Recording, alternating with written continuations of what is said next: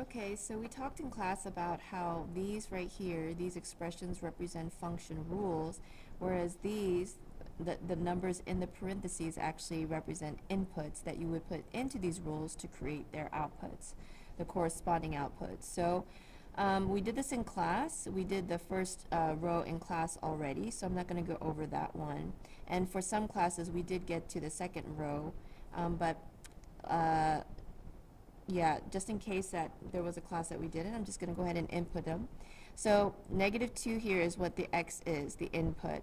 So the input here is the x. So if you see what's happening is that 2 is being multiplied by x and then added to the 3. So if you want to show work, you would have 3 plus 2 times negative 2. Now, multiplication happens before addition, so 2 times negative 2, again, you can check it in your calculator, it's negative 4. Then add 3, it's a negative 1. Now, right, so now I'm going to go ahead, that's done. Now I'm going to use a different function rule, and this time I'm going to use the same input, but into this function. Now notice here the x is not being multiplied by anything, so I'm not using a parentheses. I'm just going to put it in.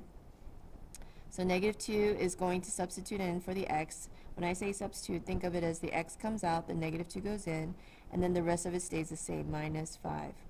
So here, you would actually put in your calculator 2 negative minus 5. Let me go grab a calculator.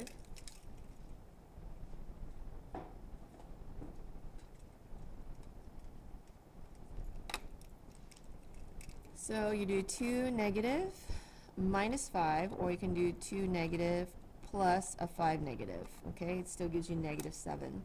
So the output here is negative 7 when the input is negative 2 into this function rule. Now let's try a different function rule. What this function rule tells us to do is negative 3 gets multiplied by the input, and then you add 7 to it. So we're going to do negative 3 times the input, which is negative 2, add 7 to it.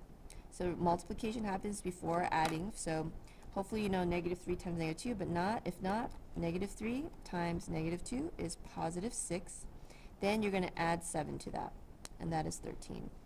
And that is the output for negative 2 as the input when inputted into this function rule. Let's try the next one. Now here the rule is telling us to take the input, multiply it by 7, then subtract 8. So 7 times negative 2 minus 8. Multiplication happens before subtraction, so 7 times negative 2 equals negative 4, and then subtract 8. It's negative 22. Alright, and then this function rule is telling us to take the input and square it, so we're going to take negative 2, and we're just going to square it.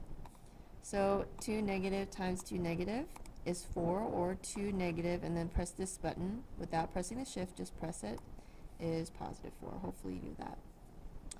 Okay, the next input, it changes to a 1, and then we're going to plug that 1 in, substitute it into all these other values for x.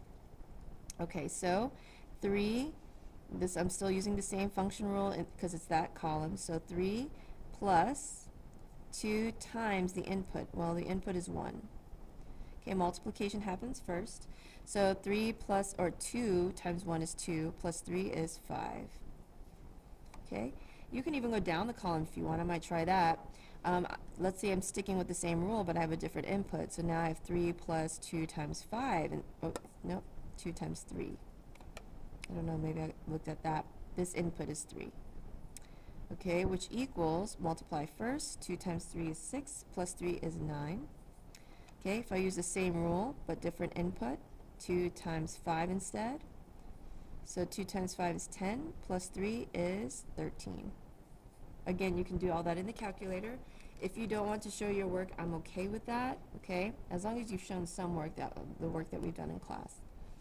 Okay, I'm going to go to the next column. It says to subtract, the input's going to subtract 5, so, or 5 is going to be subtracted from it. So if I put a 1 in, it would become 1 minus 5.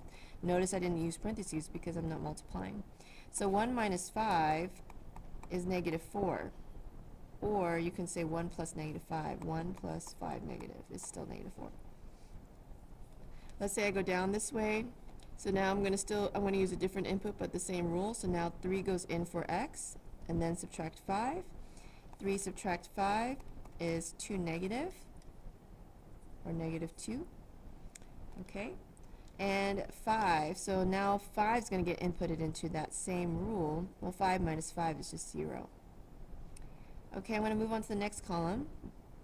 Negative 3, I'm going to just stick with this same rule and just use different inputs. So negative 3 is going to get multiplied, because invisibly there's a multiplication symbol here, by the input, which in this case is 1, and then we're going to add 7 to it. So negative 3 times 1 happens first, multiplication before addition. Negative 3 plus times 1 is negative 3, plus 1 is negative 4. Or plus 7 is negative 4, or positive 4, sorry. Okay, the next one, I plug in negative 3, multiply 3 with that, plus 7. Okay, and that's going to be negative 9 plus 7 is negative 2. And then negative 3 times 5 plus 7, that's negative 15 plus 7, that's a negative 8. I'm doing this in my head, but obviously I would like for you guys to pause and try it on your own, on a calculator, whatever.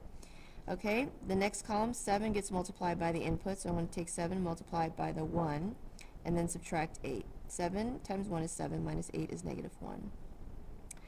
7, still using the same rule, but different input, 3. 7 times 3 minus 8. Well, 7 times 3 is 21, minus 8 is 13. Okay, 5 is the input for it now. 7 times 5 minus 8.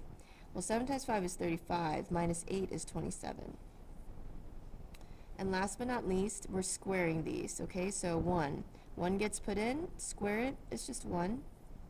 Okay, 3 gets put in, and 3 squared is just 9. 5 gets put in, and 5 squared is just 25.